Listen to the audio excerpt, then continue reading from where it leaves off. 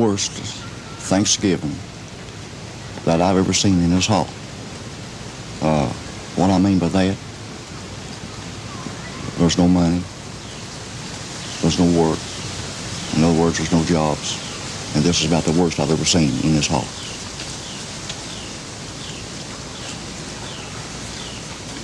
It's real bad. This man is Paul Bryant, an unemployed coal miner. He lives in the fold of a mountain in West Virginia near the Kentucky border. Perhaps 20 other families live in the same hollow. They call it holler. 20 years ago, millions of tax dollars were funneled into the Appalachian area. The aid was supposed to upgrade the quality of life in an America that was ashamed of its abject poverty. But 20 years later, life is still hard in places like March Branch Holler. I sent my associate Jack Mitchell to this tiny holler last week to find out what Thanksgiving will be like in this forgotten corner of the nation. Conditions are rugged. There is no work. The houses are decrepit, and there's no money to repair them. Parents are too poor to send their children to school. Clothes are old and ragged. Meals are inadequate. Down the holler from Paul Bryant lives an unusual man. His name is Paul Davis. He came out of the coal mines with the dread black lung disease. He spent the next several years championing legislation to give disabled coal miners health benefits. Davis has seen much sadness in his life. He told my associate Jack Mitchell that he thinks these are the worst times he has experienced. 20 years ago, this was a booming place. Everybody had plenty. Now they don't have that. The mines is all shut down. People cut off from work. They don't have no income. And they just don't have no way of making it. I thought they're on welfare. Do you think more people in the holler are going hungry now than in years past? Well, they may not be going hungry, but they're not having, the food they should have. I don't think beans and bread is a way of life for America anyway. Now, I've got a son. He's 21 years old. His wife's expecting a baby just any time, and he can't even buy a job. And he can't even get no help. Only 2 men in the holler are employed at regular work. March Branch Holler has a colorful history. These mountain people are direct descendants of the notorious Hatfield clan, the family that fought the McCoys about 100 years ago. It was America's most famous family feud. Henry, Devil Anse, and Elmer Hatfield live here with their families, just as the Hatfields have done for generations. Their lives are bleak. Survival is a struggle. Today, Elmer Hatfield is the clan elder. Your kids are so bad to tear up their clothes, what we call brogan around in the mountains, because they don't have very much flat land to play in. And they ride their bikes, you have to ride it uphill, and a lot of times your sprocket chain will come off and rip a pair of pants that you've paid a pretty good price for right up the leg. So you have difficulties with kids, keeping them in school and everything.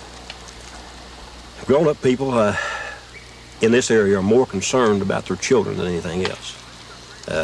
The children around here are not used to eating fancy food. They're used to eating cornbread and fried potatoes and pinto beans and bacon, They don't go with a lot of fancy stuff like maybe people from other areas do.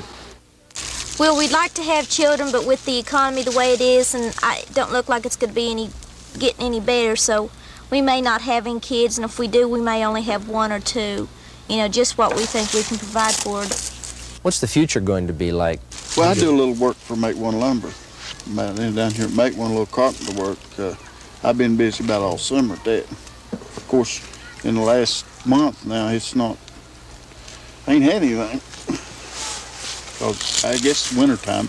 And mines is all striked around here, and they ain't they quit buying stuff, lumber stuff, when they go on strike. So they just ain't nothing to do. Now, this winter, I won't have much to do.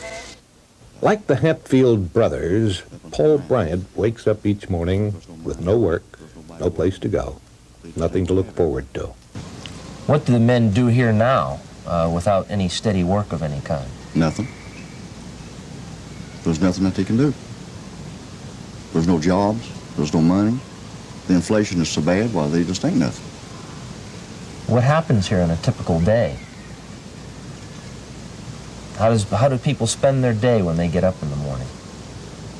Just loafing around the house. Doing nothing at all? Nothing at all. And expecting to do nothing tomorrow, is that right? That's right. There's nothing to do.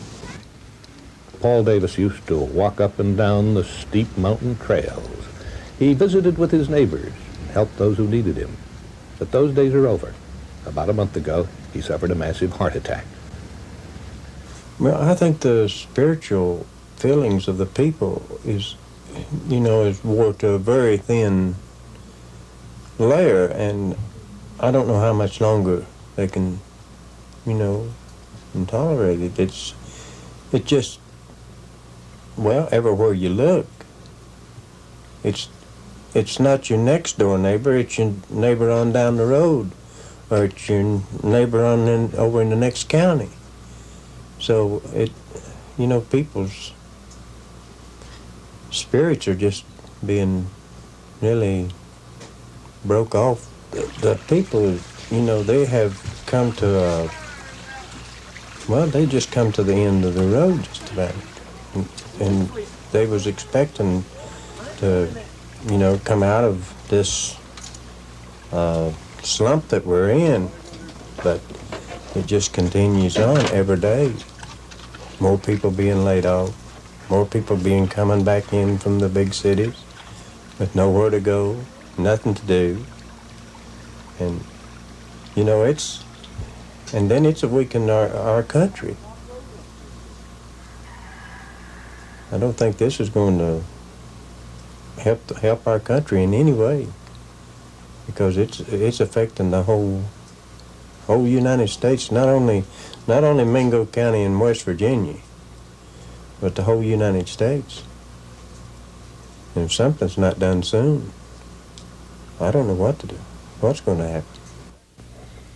The best way to show gratitude is to give to others, and the best way to give is when it's needed.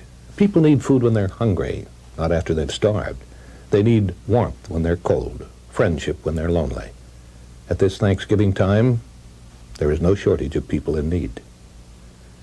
What kind of Thanksgiving will it be this year down on the farm? A farm family will take you into their confidence when I return.